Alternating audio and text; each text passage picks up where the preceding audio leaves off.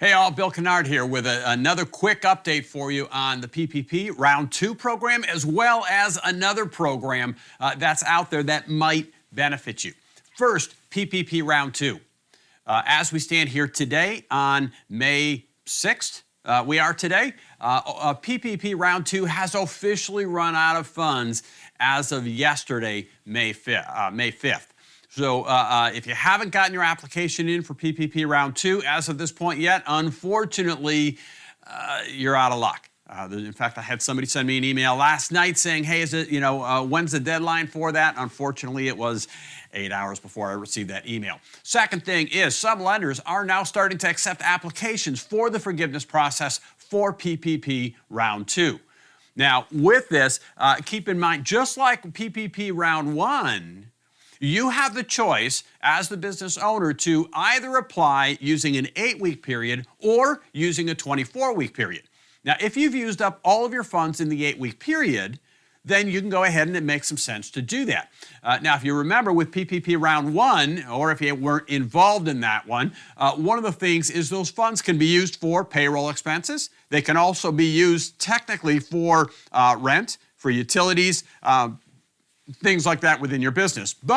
And so for most of you, considering that there's 10 weeks worth of funds, right? The funds that you received were based on 10 weeks worth of payroll.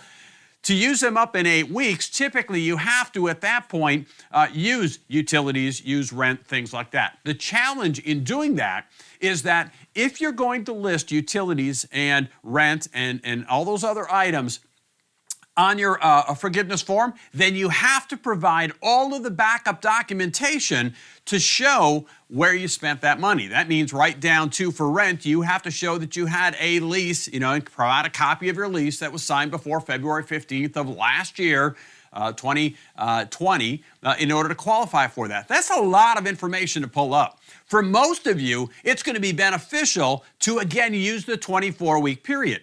So if that's the case, just hang tight till the end of 24 weeks after you received your funds. And at that point, again, there's 10 weeks worth of payroll is what your loan was based off of. Wait till the end of the 24-week period. Then when you fill out your application using the 24-week period, you will have used up 100% of your funds using nothing but payroll.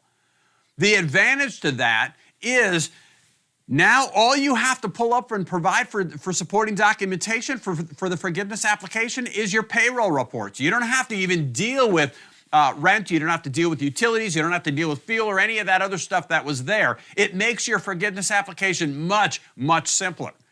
Right? And in fact, on that forgiveness application, if you're doing that at the 24-week period, literally where in the blank where it's asking for rent, you put 0. When it's asking for utilities, you put 0, because if you put anything other than 0, then you have to provide the supporting documentation showing where you cover that.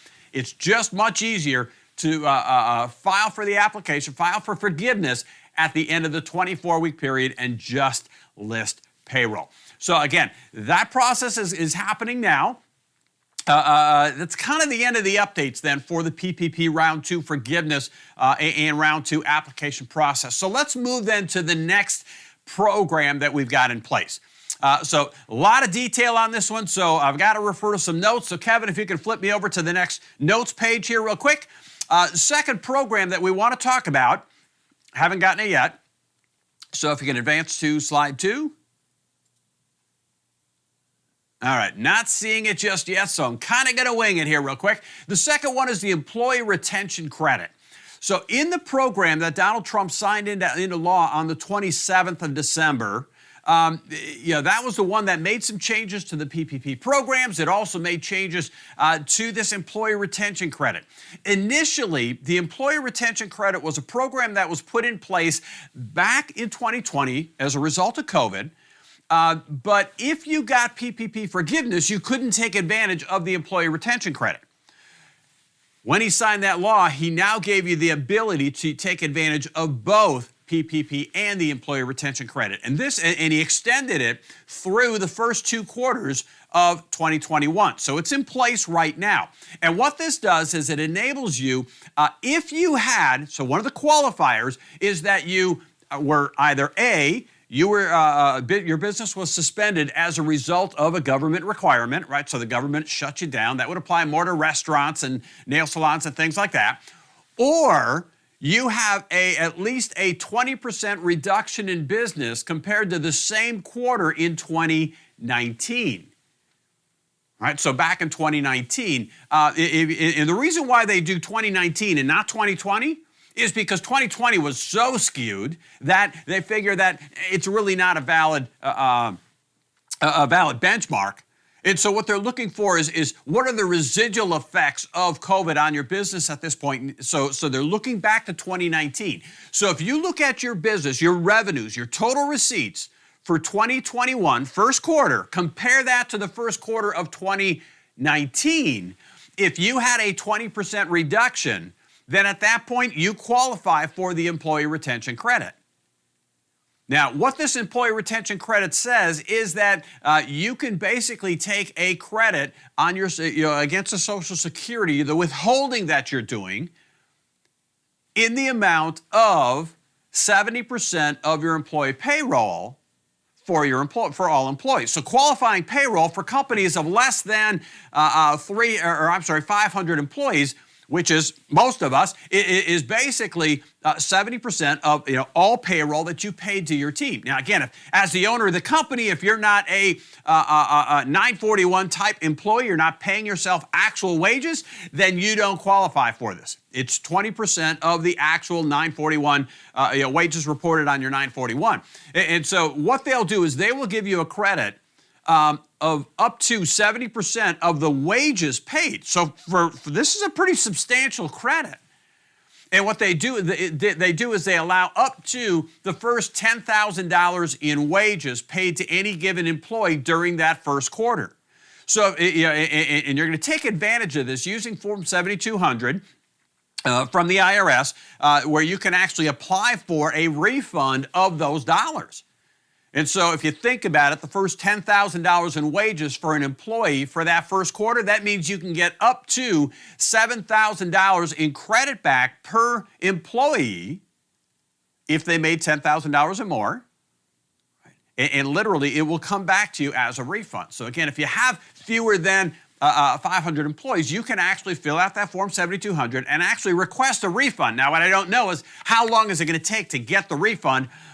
Time will tell on that one. Right, but when you before you fill out your 941s for that first quarter, go ahead and take a look at this employee retention credit. It gives you the opportunity to get a substantial credit back against your payroll. Now, that law that was put in place, signed in place back on December 27th, allows this for the first and second quarters. So if your business had that reduction of 20% in revenues, right, not net profits, but total revenues, in calendar quarter 1 or calendar quarter 2 will still apply compared to the same quarter back in 2019, then you would qualify for this credit. So take a look at that. If you have questions on it, call your CPA, your accountant. They can certainly answer questions for you on that one. On our PPP Untangle page, so grandyassociates.com/PPP Untangle. grandyassociates.com/Untangle. I will go ahead and put a link out there for this Form 7200 as well as some details on this employee retention credit so you can refer to that one as well.